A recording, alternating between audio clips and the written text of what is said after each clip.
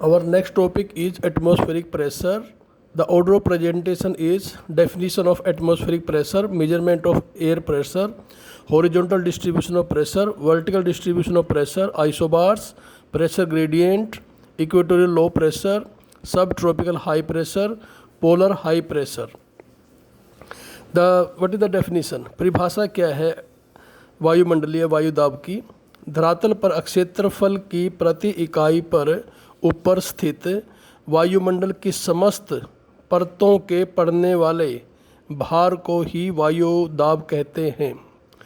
क्रिचफील्ड के अनुसार किसी स्थान पर उसके ऊपर स्थित वायु के संपूर्ण स्तंभ का भार भार कहलाता है। वायुदाब का मापन वायुदाब को प्रति इकाई क्षेत्र पर पड़ने वाले बल के रूप में मापा जाता है। वायुदाब को मापने के यंत्र को वायुदाब मापी या बैरोमीटर कहा जाता है। वायुदाब मापने के लिए नली में भरे पारे की ऊंचाई को मापा जाता है। सामान्यतः सागर तल पर यह ऊंचाई 760 मिलीमीटर होती है। वायु का अक्षैतिज वितरण वायुदाब के अक्षांशीय वितरण को वायुदाब का अक्षैतिज वितरण कहा जाता है, जिससे धरातल पर वायुदाब पेटियों का निर्माण होता है। भूमध्य रेखा पर निम्न दाब व ध्रुवों पर उच्च दाब कटिबंधों का निर्माण होता है। ऊर्ध्वाधर distribution of atmospheric pressure, vertical distribution of atmospheric pressure. समुद्र तल पर वायु का भार सबसे अधिक होता है। पृथ्वी से ऊंचाई बढ़ने के साथ वायुदाब कम होता जाता है। समुद्र तल पर वायुदाब 1013 मिलीबार होता है, जो 17 किलोमीटर की ऊंचाई पर 100 मिलीबार रह जाता है। आइसोबार क्या होता है? यानी कि समदाब रेखाएं क्या हैं? समदाब रेखाएं वे कल्पित रेखाएं हैं जो समान वायुदाब वाले स्थानों को दर्शाती हैं। समदाब रेखाएं वायुदाब प्रवणता को भी दर्शाती हैं।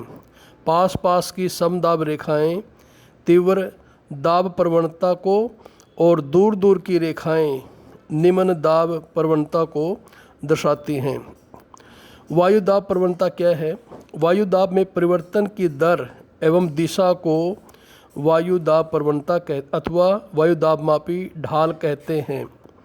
24 किलोमीटर में 0.34 मिलीबार की गिरावट को वायुदाब प्रवणता की इकाई माना जाता है। जब समदाब रेखाएं परस्पर निकट खींची गई होती हैं तो प्रवणता परपाती होती है, तथा जब समताप रेखाएं परस्पर दूर दूर खींची जाती हैं तो प्रवणता न्यून कही जाती है। परपाती वायुदाब प्रवणता के कारण वायु का वेग अधिक होता है तथा प्रवणता के निम्न होने पर वायु का वेग कम होता है। वायु का वेग वायुदाब प्रवणता पर ही निर्भर करता है। वायुमंडलीय दाब परिवर्तन, एक होता है दैनिक परिवर्तन, दूसरा है अनियमित दैनिक वायुदाब परिवर्तन, तीसरा है वार्षिक वायुदाब परिवर्तन। This is the depiction of high and low atmospheric pressure over the earth. उपोष्ण कटिबंधीय उच्च दाब पेटी विषुवत रेखा के दोनों ओर उत्तरी और दक्षिणी गोलार्धों में 25 से 35 डिग्री अक्षांशों के बीच मध्य उपोष्ण कटिबंधीय उच्च दाब की पेटी पाई जाती है। इन पेटियों की प्रमुख विशेषता यह है कि भूतल पर यहाँ कई उच्च दाब केंद्रों अथवा कोषों की स्थापना हो जाती है। ये उच्च वायुदाब केंद्र पृथ्वी तल पर वायुदाब वितरण सर्वप्रमुख तत्व हैं। इनकी उत्पत्ति तापीय कारणों से नहीं बल्कि गत्यात्मक कारणों से हुई है। इस पेटी में धरातल से कुछ ऊंचाई पर उपध्रुवीय निम्न पेटी तथा विषुवत रेखीय निम्न दाब पेटी, ऊपर से आने वाली वायुधाराओं का अपसरण तथा अवतलन भी होता है। यहाँ सदैव उच्च वायुदाब तथा स्वच्छ मेघ रहित आकाश पाए जाते हैं। विश्व के सभी गर्म मरुस्थल इसी पेटी के महाद्वीपों के किनारे पर स्थित हैं। उपध्रुवीय निम्न दाब पेटी आर्कटिक तथा अंटार्कटिक वृत्तों के समीप 60 डिग्री से 70 डिग्री उत्तरी और दक्षिणी अक्षांशों के बीच निम्न वायुदाब पेटियाँ पाई जाती हैं। उपोष्ण कटिबंधीय उच्च वायुदाब पेटी से ध्रुवों की ओर वायुदाब में क्रमशः कमी पाई जाती है।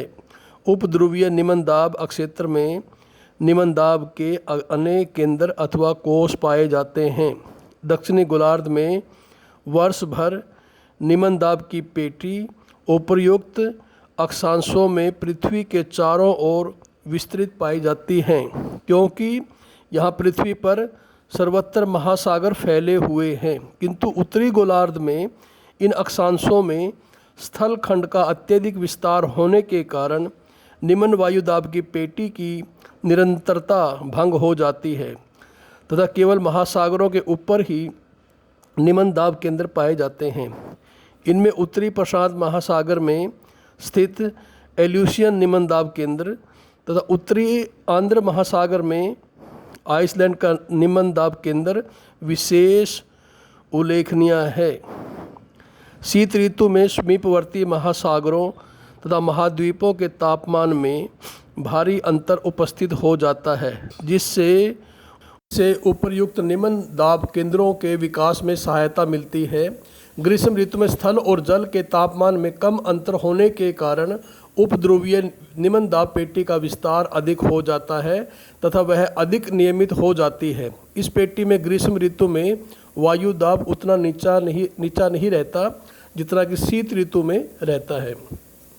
ध्रुवीय उच्च वायु दाब क्षेत्र ध्रुवों के निकटवर्ती क्षेत्र में प्राप्त सूर्य अभिताप की औसत वार्षिक मात्रा विषुवत रेखीय प्रदेशों में प्राप्त मात्रा का केवल 40% होती है। तापमान वर्ष भर नीचा रहने के कारण ध्रुवों अथवा उनके समीपवर्ती क्षेत्रों का धरातल सदैव हिमाच्छादित रहता है। अतः धरातल के निकट की वायु अत्यधिक शीतल और भारी होती है।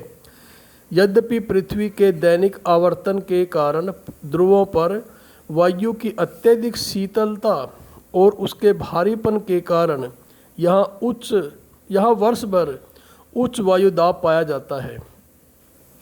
यहाँ उच्च दाब की उत्पत्ति में गत्यात्मक कारणों की अपेक्षा तापीय कारण अधिक प्रभावशाली माने जाते हैं।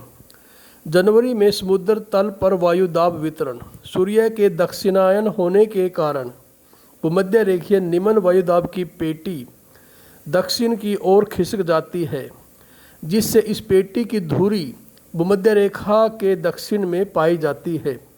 इस समय दक्षिणी गोलार्ध में स्थित ऑस्ट्रेलिया, दक्षिणी अमेरिका और अफ्रीका आदि तीनों महाद्वीप ग्रीष्म ऋतु होने के कारण अधिक गर्म हो जाते हैं।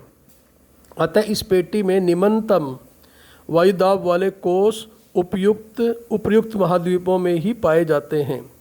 उत्तरी गोलार्ध में जहाँ इस समय शीत ऋतु होती है, उपोष्ण कटिबंधीय उच्च वायुदाब पेटी का विस्तार महाद्वीपों पर अधिक उत्तर की ओर हो जाता है। वस्तुतः उन अक्षांशों में उच्च दाब के विभिन्न केंद्रों का प्राय लोप हो जाता है और उनके स्थान पर उच्च वायु दाब की एक पेटी निर्मित हो जाती है। दक्षिणी गोलार्ध में जहाँ इस समय ग्रीष्म ऋतु होती है, उच्च वायु दाब के कोष महासागरों पर स्थापित हो जाते हैं और उनके पूर्वी भागों में उच्चतम वायु दाब अंकित किए जाते हैं। उत्तरी गोलार्ध में स्थित एशिया महाद्वीप में आर्कटिक वृत्त के निकट उत्तरी पूर्वी साइबेरिया विश्व का सबसे ठंडा क्षेत्र बन जाता है तथा वहाँ सबसे अधिक वायुदाब अंकित किया जाता है। जनवरी में उच्च दाब की यह पेटी दक्षिण की ओर खिसक जाती है। उत्तरी गोलार्ध में इसकी औसत स्थिति 30 डिग्री उत्तरी अक्षांश के आसपास होती है। जनवरी में समुद्र तल पर वायुदाब वितरण जुलाई में समुद्र तल पर वायुदाब वितरण। इस समय उत्तरी गोलार्ध में ग्रीष्म ऋतु होती है। सूर्य के उत्तरायण होने के कारण वायुदाब की सभी पेटियां उत्तर की ओर खिसक जाती हैं। इस समय दक्षिणी गोलार्ध में शीत ऋतु होती है। उपोष्ण कटिबंधीय उच्च दाब पेटी जनवरी की अपेक्षा अधिक अप्रतिहत होती है। ऑस्ट्रेलिया महाद्वीप पर एक अन्य उच्च दाब वाले कोष की स्थापना हो जाती है। उत्तरी गोलार्ध में कर्क रेखा के निकट उत्तरी अटलांटिक और उत्तरी प्रशांत महासागर पर अत्यधिक उच्च वायुदाब के कोष पाए जाते हैं, जिनका विस्तार कुछ दक्षिण की ओर तक हो जाता है। जनवरी की भांति इस समय भी गोलार्ध में उपध्रुवीय निम्न वायु की पेटी पृथ्वी के चारों ओर लगातार पाई जाती हैं, किंतु उत्तरी गोलार्ध में यह पेटी कई कोषों में विभक्त हो जाती है। एशिया महाद्वीप का विस्तृत भूखंड तप्त हो जाता है, जिसके फलस्वरूप वहाँ तापीय कारणों से निम्न वायुदाब क्षेत्र स्थापित हो जाता है, जिसका केंद्र बैकाल झील के पास स्थित होता है। उत्तरी अमेरिका के दक्षिणी पश्चिमी भाग में भी निम्न दाब क्षेत्र पाए जाते हैं, किंतु यहाँ का तापमान एशिया की अपेक्षा अधिक रहता है। तापीय कारणों से उपोष्ण कटिबंधीय उच्च वायुदाब क्षेत्रों का उत्तरी गोलार्ध के महाद्वीप पर प्राय लोप हो जाता है और इनका स्थान निम्न वायुदाब क्षेत्र ले लेते हैं। जुलाई में समुद्र तल पर वायुदाब वितरण। धरातल से ऊंचाई पर वायुदाब वितरण। समुद्र तल एवं ऊपरी वायुमंडल की वायुदाब वितरण प्रणाली में पर्याप्त अंतर पाया जाता है। धरातल के निकट वायुदाब वितरण को जो कोशीय प्रणाली दिखाई पड़ती है वह ऊंचाई में वृद्धि के साथ ही अक्षीण हो जाती है। अक्षोभमंडल के भाग अर्थात लगभग 700 मिलीबार के स्तर पर ये कोष अत्यधिक अक्षीण हो जाते हैं। उत्तरी गोलार्ध में जनवरी महीने में धरातल से लगभग 3000 मीटर की ऊंचाई पर भूमध्य रेखा से ध्रुवों की ओर वायुदाब प्रवणता सर्वाधिक पाई जाती है। धरातल से लगभग 3000 मीटर की ऊंचाई पर जुलाई महीने में वायुदाब के वितरण की व्यवस्था जनवरी से सर्वाधिक भिन्न होती है। Please share, like and subscribe my YouTube channel.